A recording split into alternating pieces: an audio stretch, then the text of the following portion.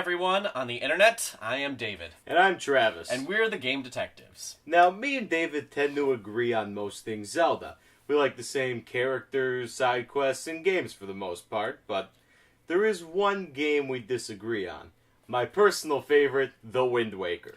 While Travis loves his boring sailing segments and filler side quests, I tend to think that Wind Waker, while not a horrible game on its own right, is the worst 3D Zelda game of all time. One of the most unique aspects of The Wind Waker is obviously its artistic style. When it first came out on the GameCube, a lot of people didn't like the design of the game and wrote it off as too childlike for a proper Legend of Zelda title. But I think it adds a lot of charm to the game, as well as visually separates it from the Nintendo 64 era games. I would agree with that.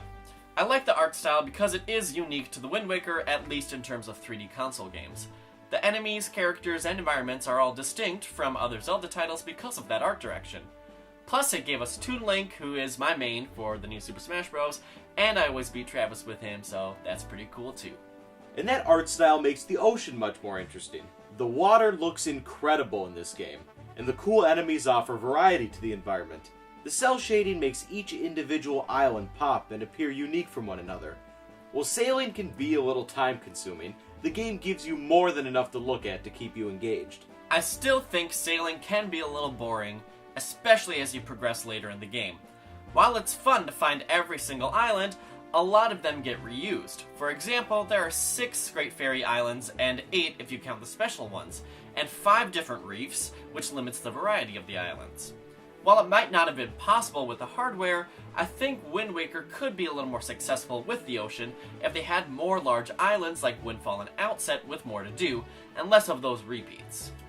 But sometimes the small size of the islands encourages more exploration. While the map is divided into 49 square spaces, you still don't know exactly where in that square the island is going to be. Plus, once you find each island, you can get your fish friend to draw the island's map for you, encouraging you to explore every nook and cranny of the world to find all the islands. The game rewards you for your exploration. But the ocean can still be really annoying over the course of the game, especially during the Triforce quest. While having to get individual shards of the Triforce of Courage is a unique idea, I don't think it's implemented very well. You have to find each Triforce chart, then pay Tingle a large amount of money to decode that chart, and then you have to fish for that Triforce piece. I do have to agree that this part of the game is pretty tedious. Finding 8 charts and pieces would take long enough time by itself, but then you have to add in the time it takes to find enough rupees to pay for each chart. I think they could have corrected the pacing by not needing Tingle to decode them at all. But that's not the only pacing problem that Wind Waker has. Taking away Link's sword for the Forsaken Fortress was an interesting idea, but it makes it feel as if it's not even a real dungeon, especially since it's the first one in the game. Most of the dungeons are either too short or too long, and there should have been at least 2 more, one for a 3rd pearl and one for a 3rd sage. But both of these dungeons were in development and were ultimately scrapped. I don't think having less dungeons is the worst thing in the world, but I do agree that some of them are poorly paced and some of them are way too easy, especially when it comes to the boss battles. Most of the boss battles, in particular the first 3, are almost exactly cut and paste from bosses in Ocarina of Time. And none of them stand out in my mind besides the Helmarock King. It's very cathartic defeating him after he steals your sister and throws you all the way across the ocean, but so many of the other bosses are so simple that it's extremely boring to fight them, and it offers no expectation for something big to happen at the end of a dungeon. You have to defeat Phantom Ganon so many times in Ganondorf's Tower as well, that I almost quit playing in my last run-through of it. Most of the dungeon items are lackluster too, and don't have much variety in their uses. The Skull Hammer is fun, but that's just because of how goofy it looks. The grappling hook does let you pull on objects and fish through in the ocean, but others like the hookshot don't differ at all from their Ocarina of Time uses. However, I do love the Deku Leaf because it does have a few different uses. You can ride the winds and float to distant platforms, stun enemies, and blow on pinwheels. I think a lot more planning should have gone into the construction of these dungeons, as a lot of bosses, items, and just the dungeons themselves seem to be pretty shabby compared to the rest of the 3D Zelda games. The Wind Temple is my favorite temple, but it still doesn't compare to the intricate designs of the Stone Tower Temple, have a unique design like the Ancient Cistern, or have challenging puzzles like the Water Temple. But I like using the command melody in the Wind and Earth temples because it adds a little variety to the game mechanics.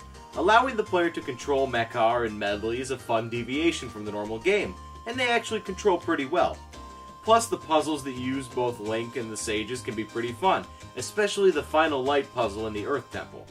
But constantly playing the command melody over and over can get boring. Maybe if you could have played the melody once and then simply pressed the Wind Waker button to switch over would have been fine, but it takes up a lot of time just to switch back and forth between the characters. Plus, they could have easily given Makar and Medley attack moves so they could actually fight enemies, help in the boss fights, or at least defend themselves, which would have made them more dynamic characters. But the Wind Waker does have some pretty good characterization overall in the game. Link is extremely expressive, making him a much more relatable main character, and Zelda has one of her most active roles in any game as Tetra, where she's a pirate leader rather than a princess sitting in a castle. Tetra actively helps Link through the game, making her a much more dynamic character. While that's true, she also kind of just sits there at the end of the game, and just gets taken by Ganondorf anyways. But she does help in the final boss fight by shooting light arrows, which I thought was pretty cool. And Ganondorf is given the most motivation out of any Zelda game. Well, it isn't much. He comes off as a more sympathetic villain with his final monologue before the boss fight. Not to mention, stabbing him through the skull at the end of the game is pretty hardcore. And the King of Red Lions might be the least annoying companion of any major Zelda title, so give some kudos to him.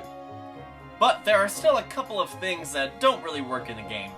While not every Zelda game has great side quests, Wind Waker especially seems to be lackluster when it comes to things to do outside of the main storyline.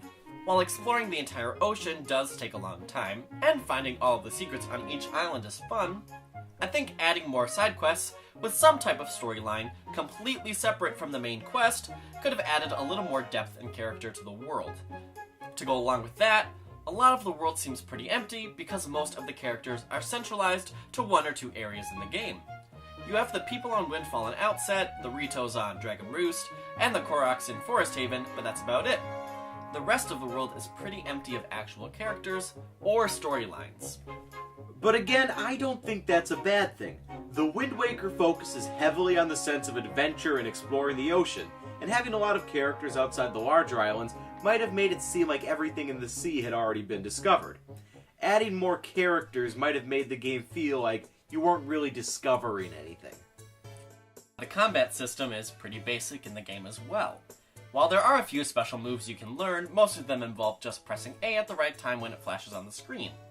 While I liked these special moves, especially when you finally stab Ganon right in the face, I think they could have been a little more complicated, like the moves in Twilight Princess. I do like a lot of the enemies, though. They're a little more vibrant and colorful than those from the N64 era, but they're still difficult as you get later on in the game. These enemies seem a little more dynamic than previous ones, making the game more engaging in combat. Except the choo-choos, they, gotta go. There has to be one thing we agree on, though. The music in the game is absolutely incredible. From the main theme, to the sailing music, to Dragon Roost Island, the music really sticks in your ear and adds that character and appeal to the game. I think a lot of the dungeon themes could have been improved upon, though. While most of them lean toward more atmospheric tunes, like the 3D Zelda games on the N64, I think they could have been more distinctive just by adding melodies that stuck in your head, like Dragon Roost Island. This would bring more appeal to every aspect of the game. But overall, I think The Wind Waker is the best Zelda game, because it has the polish of the 3D Zelda games, while also having that allure and uniqueness to boot. The characters, setting, and graphics of the game are so different from not only the rest of the 3D Zelda titles, but so many other games in general, that it really sticks out in my mind as the best Zelda game. As for me, I think The Wind Waker is the worst 3D Zelda game because of its lack of basics that Zelda games usually have to offer. Most of the dungeons and bosses are recycled from older titles, and even the new ones aren't all that inventive or exciting. Exploring the sea can be fun, but it overstays its welcome with repetitive islands and lazy filler quests. While it has charm, I think it just lacks the bare bones needed to make a truly fantastic Zelda game. So that was the Game Detective's debate on Legend of Zelda: The Wind Waker. What do you think? Is it a masterpiece, or is it absolutely baka? Let us know in the comments.